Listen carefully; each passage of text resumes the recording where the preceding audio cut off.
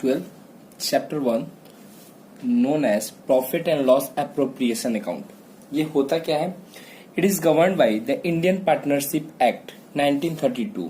जो partnership act 1932 के हिसाब से हम लोग प्रॉफिट को डिस्ट्रीब्यूट करते हैं among the partners.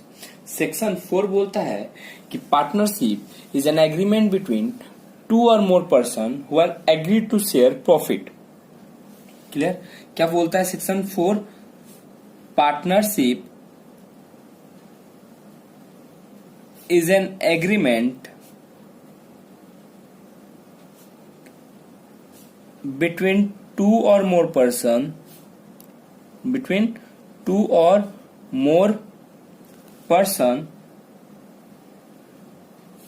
who are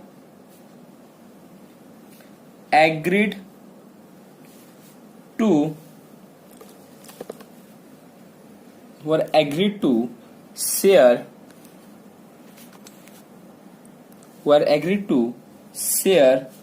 profit which is carried by one or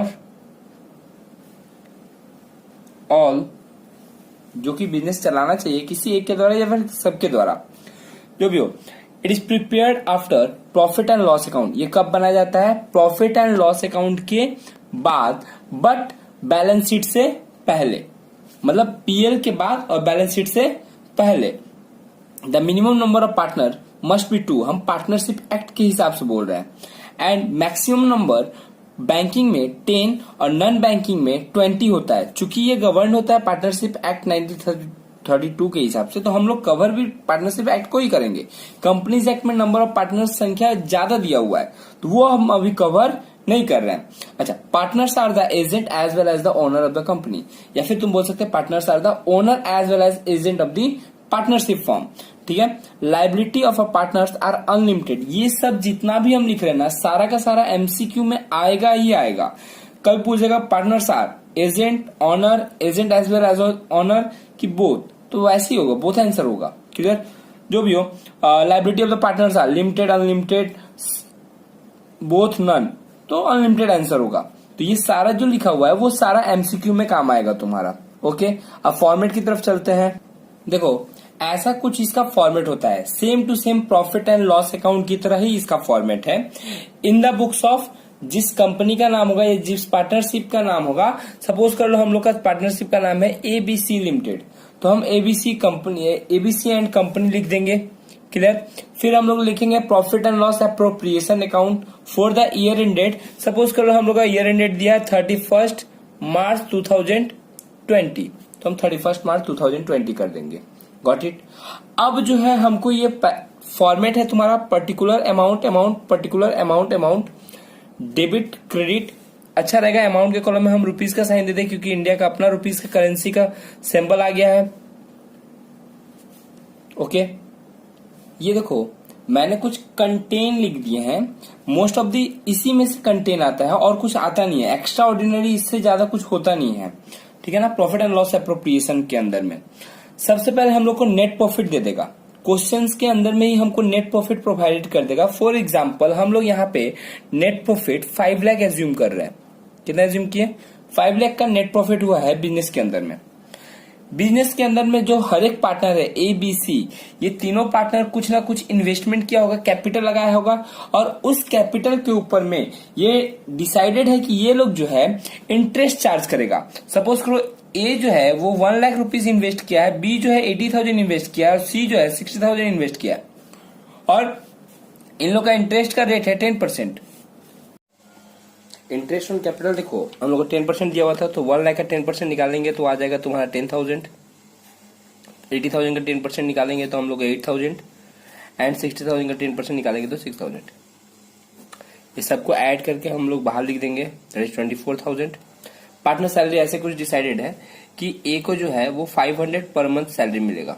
per month है तो ईयर में 12 मंथ होता है, तो मल्टीप्लाई बाय 12।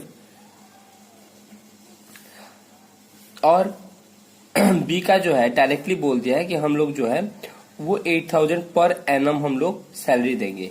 8,000 पर एनम, उसका पर मंथ है, इसका पर एनम है, तो पर मंथ है तो 12 से मल्टीप्लाई करेंगे तो 6,000। टोटल सैलरी हो गया 14,000 तुम लोग का। कमीशन है कि सी जो है वो हम लोग का सेल करता है और वो हम लोग का 5 लाख का सेल किया है और 5 लाख का हम लोग सपोज करो 5% जो है उसको कमीशन के रूप में देंगे। तो 5 लाख का 5% 25,000 हम लोग एज अ कमीशन पेड कर देंगे। इंटरेस्ट ऑन लोन सपोज करो कंपनी जो है बी से 2 लाख का लोन लिया है और उस पे जो है 6% के हिसाब से हमको इंटरेस्ट पेड करना पड़ेगा।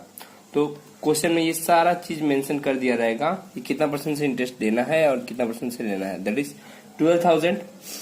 ट्रांसफर टू रिजर्व बोला है कि at the rate of 10% of net profit.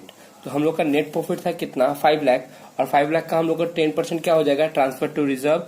That is 5 lakh का 10% 50,000 मेरा ट्रांसफर टू रिजर्व हो जाएगा। फिर एक टॉपिक आता है इंटरेस्ट ऑन ड्राइंग। सपोज करो ए जो है 10,000 ड्राइंग किया है, बी जो है 20,000 ड्राइंग किया है और सी जो है 8,000 ड्राइंग किया है और इन लोगों का इंटरेस्ट का रेट मान लो 10% दिया हुआ है। अगर 10% दिया हुआ है पर एनम है ना और कुछ डेट मेंशन नहीं किया हुआ है कि ड्राइंग कब किया गया कब नहीं, तो हम लोग सब में कंपल्सरी 6/12 करेंगे। हम लोग ये एज्यूम करेंगे कि मिडिल ऑफ द ईयर वो ड्राइंग किया है, इसलिए हम लोग 6/12 करेंगे और 10,000 का 10% 1,000, 500, 1,000 एंड 400। ये टोटल आ जाएगा मेरा 1,900। ठीक है।